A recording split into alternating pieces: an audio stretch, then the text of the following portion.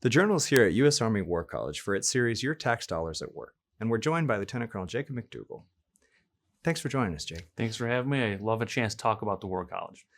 Jake, I understand the curriculum starts with a 2,500-year-old Greek guy. Why are you studying Thucydides at the War College? You know, that's a great question. I had similar thoughts when I got here, and you get that a lot with history, actually, but I'm a history major, so I've really learned to appreciate an appreciation for history. So what's interesting about Thucydides and the Peloponnesian War is some of those problems that are framed in that historic context we see throughout history and we're challenged with today. So we look at things like Thucydides and we talk about realism, right? The idea that the world's a power competition between sovereign states. We can pick up those ideas and almost genetically trace them through time.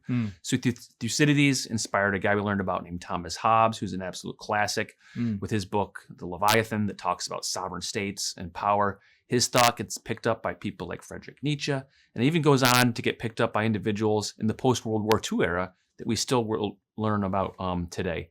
The tools we got from studying Thucydides and the Greek Peloponnesian Wars are still absolutely valuable today.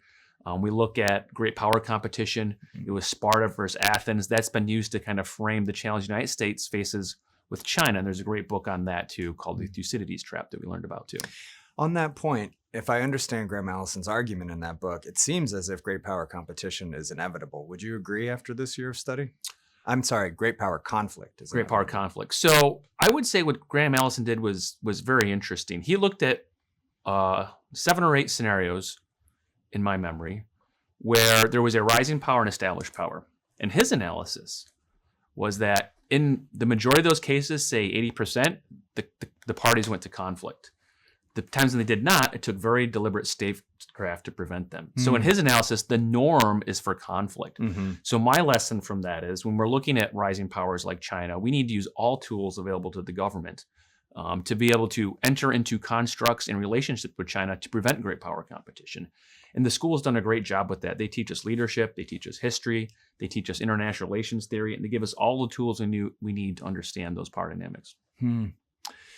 If I could just hop back to that prior question, I'm really curious to know, is the U.S. Athens or Sparta in the contemporary world environment? I don't know if we're Athens or Sparta. There's a lot of ways to look at that question, whether it's geographically, whether it's we have a strong navy versus strong land power, whether it's we're an intellectual culture versus what we call a Spartan kind of warrior culture. I think there's bits and pieces of Spartan and Athens in all the great powers today. China's got a great intellectual tradition, great military history, as do Russia, France, all the great powers do. They hit all those segments that makes powers great, whether it's military, intellectual, cultural achievements. So I think there's a little bit of Athens and Spartans in all of us. If the former, this was a power that really needed its far-flung allies, but then started to treat them differently when things got tight. Parallels to the present. You've endured a very tumultuous year of study. How have geopolitical events changed your outlook now that you're graduating and entering that environment as a leader? It's interesting. I mean, there's no question with our new administration, we're looking at just questioning the status quo we've had in my career in service, right? Which is the U.S.'s role in Europe. It's in the news, right? Do we want Europe to take on more of their own defense? Should the United States be focused more on, say, Asia, right? What is our value in always being forward deployed to Europe? So as administrations change, they come out with new guidance, right? We talk about that here in civil military relations. We call unequal dialogue. We take our marching orders from the elected leaders, and that's the way it has to be. So if they come up with a policy change, we don't necessarily have to question it. We can tell them what we see at risks, advantages, trade-offs, something to think about. But if the civilian leadership makes a decision, we execute the best of our ability. I'd be curious to know about an environment in which certain areas of study have been taken off the table. So we asked first, why history, why humanities? In this period, is ethics an appropriate area of study? And how about related areas like, say, intercultural communication and inclusive leadership? Why is it, in your view, that the latter have been tightened? And do you agree? I would say one thing we learn here is there's always trade-offs, right? As you go up echelon, which is say from like company, battalion up higher, things get more uncertain, things get more complex, and it's about dilemmas. It's all about trade-offs. So we could spend more time on ethics. We could spend more time on intercultural relationships. But my question would be, at what expense? Are we doing less with military history? Are we doing less with campaign planning? Are we doing less with strategic leadership? So I think the staff here does a great job in the schoolhouse putting together a well-rounded curriculum. There's always more things we could add on. It's a question of time and trade-off. So I'm happy with the curriculum as it is. The travel opportunities seem extensive, and if not exorbitant. How would you defend to a critic spending the amount of money we do on sending officers out to different regions, but also bringing in so many officers from these different regions at taxpayer expense? Yeah. So there's two parts to that question. One is justifying the travel we do here. I can tell you I've only taken one bus trip to New York City. And we're going to Washington, D.C., which in the past has been overnight, and it's just an up and back now. So they are looking at cost-cutting measures when available. We do send some people overseas. We do send some people to Hawaii, smaller groups. I can tell you that as a percentage of budget, it's not a lot. I can tell you to a household budget, it might seem like a lot, but this is a big institution with hundreds of thousands of people. And our Army, in this case, leadership, has determined that's an appropriate use of resources. As far as the International Fellows Program, I think that's the most important thing we do here. Usually go to college, you think about like, what am I going to keep between my ears? But here it's about, what am I going to keep in terms of relationships between people? In my class, I have a Serbian officer, I have an Iraqi Kurd, and I have a Hungarian officer. There's over 60 countries represented here, many of whom go on to be service chiefs. So when these conflicts break out, or there's tensions, or there's parts of the world become all of a sudden become important, there's many cases in the past you have direct lines to people at the highest levels of a foreign government. Some might be adversarial at some point. Some might be partners. Some might be allies. But it's those interpersonal relationships. And two, man, they really teach us about perspective. We learned about that in strategic leadership. Cultures have cultural artifacts. They have cultural values. But another thing they have is underlying thoughts and assumptions about how the world works.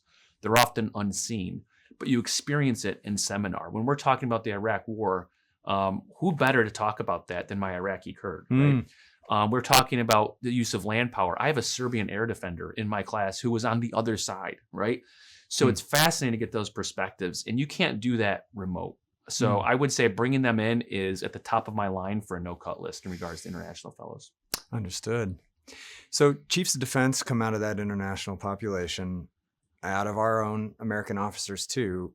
I'm interested, though, that the current chief of defense here, as well as the person who's atop the intelligence apparatus, are both military members who've served, but didn't rank high enough to attend a war college, so probably wouldn't have those same relationships. Is that a liability for the U.S. that people whose military service is so low are at a top organization so high and influential? I don't think so. There is no litmus test. It's not a requirement. In fact, you need a waiver in many cases for, say, a four-star general to come over and take a cabinet-level position, like I think Secretary of Defense. So it's never designed that way. Those people serve at the leisure of the President of the United States, the pleasure of the United States, pleasure of the President of the United States, I should say. And if he deems them the best candidate for the job, he's totally up to him to do that. I'm sure if we look at history, there's plenty of people who only achieved, say, the rank of captain and went on to do tremendous things in government. So I don't see it as a litmus test. It certainly brings some advantages, but I think there's also advantages to bringing people from outside the highest levels of the military to get fresh perspectives on things. So the graduates have the responsibility to advise civilian leadership. And if I'm hearing you right, you're saying that in these instances, your military advice would not have been against the president requesting those individuals, nominating them. And so one, the president would not go to me for that kind of recommendation. The president picks who he deems best fit. He's a duly elected president. He picks who he thinks he wants to be part of his team. He can go with the Lincoln team of rivals approach. He can go with people he think will carry out his directives more directly. But just as a general rule, I would not recommend to anyone that you make senior military leadership a requirement to attain a cabinet level position. It's certainly possible, but I would go with best available based on the personality and agenda of the president at the time. So similar question, and probably the last one. Graduates of the War College go on to primarily strategic advising positions. Some command assessment program determines some garrison leadership, but the actual leaders they're advising seem to come disproportionately from fellows programs. That is, officers who are sponsored by the War College to attend civilian institutions and some think tanks. So the question is, shouldn't the advisors have the same degree of education and that different environment as the leaders they're advising, while also saving taxpayer money? So about saving money, my understanding the fellowships are more affordable. They don't have all the overhead. They don't have their own campus, their own cadre. We just plug people out to academia. I would say if you're looking at a single data point of cost, you'd have a good point.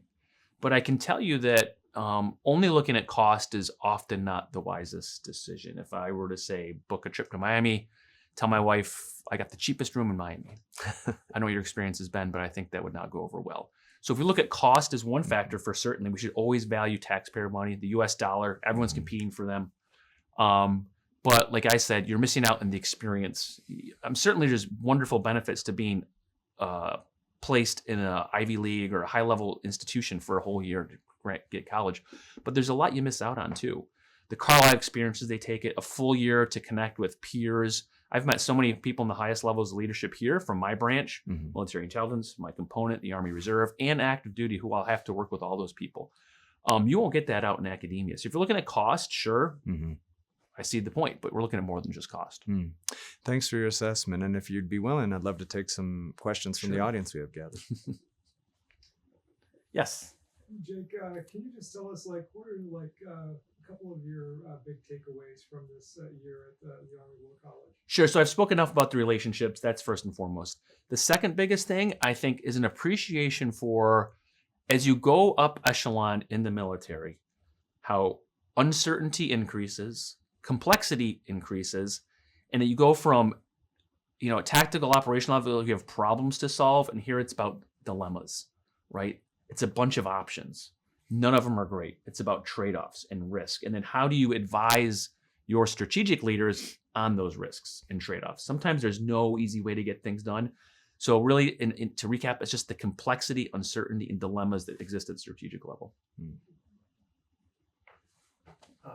During your year, you had an opportunity to elect a region that you wanted to study more about. Can you tell us which one you chose and what you think you learned from that? Oh, sure. I can answer that in two ways. So the course you're speaking of was regional studies. I chose East Asia.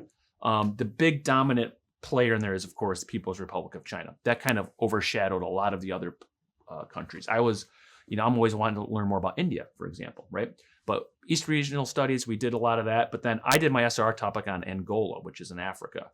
Angola is an underappreciated continent. The U.S. does not have a large presence there. It's misunderstood in a lot of ways. So I use this as an opportunity to attack a weak spot. I didn't know a lot about Angola. I didn't plan on researching Angola or Africa when I got here.